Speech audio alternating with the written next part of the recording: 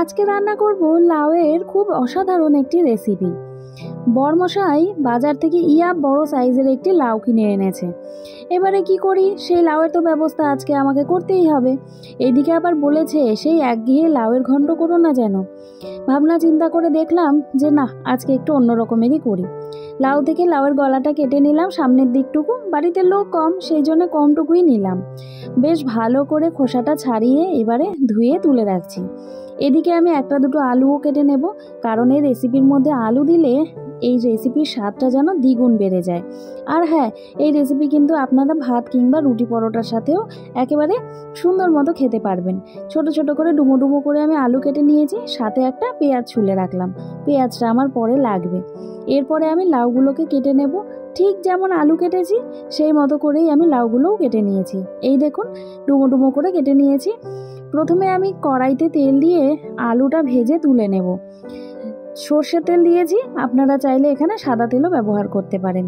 দিয়ে দিলাম সামান্য নুন, সামান্য হলুদ। ব্যাস, এপাশ ওপাশ নাড়াচাড়া করেই হয়ে যাবে ভাজা। এই যে এইবারে তেল থেকে তুলে নিচ্ছি। এর মধ্যে সামান্য আরেকটু তেল দিয়েছি, দিয়ে ফোড়নে দিলাম গোটা জিরে, তেজপাতা। তারপরে ওই যে পেঁয়াজটা কেটে রেখেছিলাম, পেঁয়াজ কুচিটাও দিয়ে দিলাম, সাথে দিয়ে দিলাম কয়েকটা চেরা কাঁচা লঙ্কা। কাঁচা লঙ্কা আপনারা আপনাদের মুখের স্বাদ অনুযায়ী দেবেন। ব্যাস, ভালো করে নাড়াচাড়া করে দিয়ে দিলাম আমি এখানে সেদ্ধ করা ছোলা আমি ভিজিয়েই রেখেছিলাম। আর এই রেসিপিতে লেগেও যাবে কাজে, সেটা আমি বুঝতেই পারিনি। অন্য কোনো কাজে ভিজিয়ে রেখেছিলাম, সেটা না হয় আপনাদের পরেই বলবো।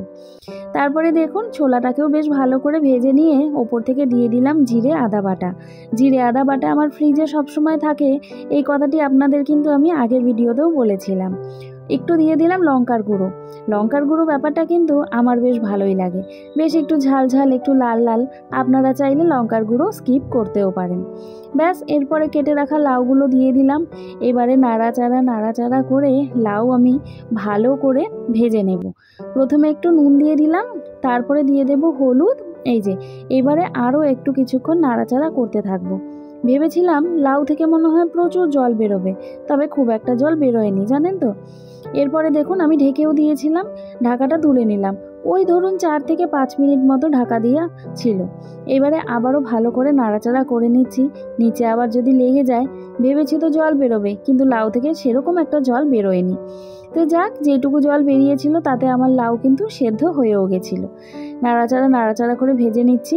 হ্যাঁ, আপনাদের বলে দিই, আমি 2 বার করে ঢেকে দিয়েছিলাম। এই যে দেখুন, অনেকটাই বেশ মজে এসেছে লাউটা। যত ভাজবেন এই রেসিপির স্বাদ কিন্তু ততটাই বেড়ে উঠবে।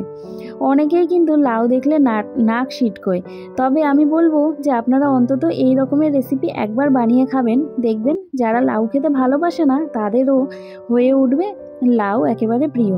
ব্যাস, এই পর্যায়ে দিয়ে দিলাম আমি ভেজে রাখা আলুগুলো। আবারও খুব ভালো করে একটু কষিয়ে নেব। নিয়ে দিয়ে দিচ্ছি এই যে জল। বললাম না, খুব একটা জল বেরোয়নি। আর তাছাড়া এই রেসিপিতে কিন্তু লাউটা একটু গোটাই থাকবে। সামান্য একটু জল দিয়ে আবারও কিছুক্ষণের জন্য আমি ঢেকে দিয়েছিলাম, ওই ধরুন 3 মিনিট মতো। ঢাকাটা খুলে আবারও ভালো করে দেখে নিলাম যে প্রত্যেকটা জিনিস মানে লাউ আর আলু খুব ভালো করে সেদ্ধ হয়েছে কিনা।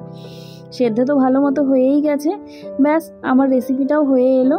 এই দেখুন, টকবক করে ফুটছে বেশ। এই পর্যায়ে দিয়ে দেব আমি ধনেপাতা কুচি। আপনারা চাইলে ধনেপাতার জায়গায় গরম মশলার গুঁড়োও দিতে পারেন।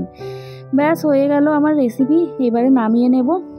আমিও খুশি, বরমশাইও খুশি, কারণ এই সময় যে লাউ এনেছে, এখন আমি মাছের মাথাই বা কোথায় পাই বলুন তো, যে মাছের মাথা দিয়ে লাউ ঘন্ট করব। ছোলা দিয়ে করে দিলাম, তাতেই বাড়ির সবাই খুশি। আপনাদেরকে বলবো অন্তত একটিবার এই রেসিপিটি রান্না করে খাবেন, দেখবেন সকলে একেবারে লাউয়ের প্রেমে পড়ে যাবেন। আজ তবে এখানেই শেষ করছি। রেসিপি কীরকম লাগলো আমাকে অবশ্যই কমেন্ট করে জানাবেন। ভালো লাগলে চ্যানেলটিকে সাবস্ক্রাইব করবেন এই রকমেরই আরও রেসিপি পাওয়ার জন্য। আজ এখানেই শেষ করছি, টাটা।